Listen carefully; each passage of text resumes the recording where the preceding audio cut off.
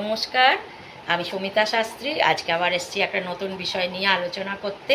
সেটা হচ্ছে যে কারা কি রং পছন্দ করে, কারণ তার সেই রঙের ওপর তার কিন্তু বিচারবোধ, বৈশিষ্ট্য, রুচিবোধ সব কিছু নির্ভর করবে।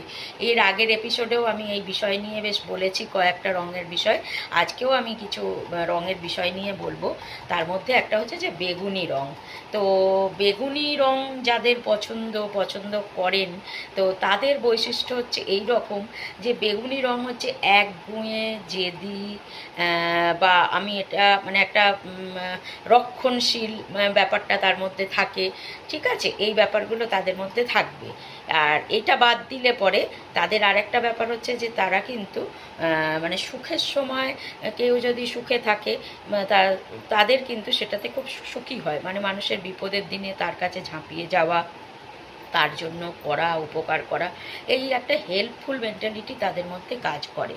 কিন্তু তাদের ওই যে একটা ব্যাপার হচ্ছে যে তারা একগুঁয়ে, তারা যেটা বলবে আপনাকে সেটা মানতে হবে। হয়তো আপনি যেটা চাইছেন তার সঙ্গে তার মনের মিল হচ্ছে না, কিন্তু তারপরেও আপনাকে সেটা মানতে হবে। আপনি যদি না মেনে যান, তাহলে কিন্তু সে আপনার উপর প্রচণ্ড রেগে যাবে, বা আপনার কাজের ক্ষেত্রে সে আপনাকে সাহায্য করবে না। এই ব্যাপারগুলো, এই জেদি, একগুঁয়ে, কারোর সঙ্গে মোটামুটি অ্যাডজাস্ট করার ব্যাপারটাকে এরা একটুখানি এড়িয়ে চলে, অ্যাডজাস্ট করতে চায় না। ওরা চায় যে আমার সঙ্গে লোকে অ্যাডজাস্ট করুক, আমি যেটা বলবো এটা মেনে চলুক।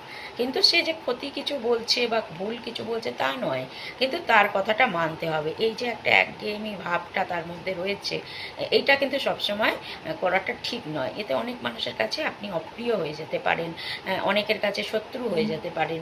আপনি ভালো করছেন কিন্তু কেউ আপনার ভালোটাকে মেনে নিতে পারছে না, কারণ যেহেতু আপনি তার কথাটা শুনছেন না, আপনার কথাটাই বলে যাচ্ছেন।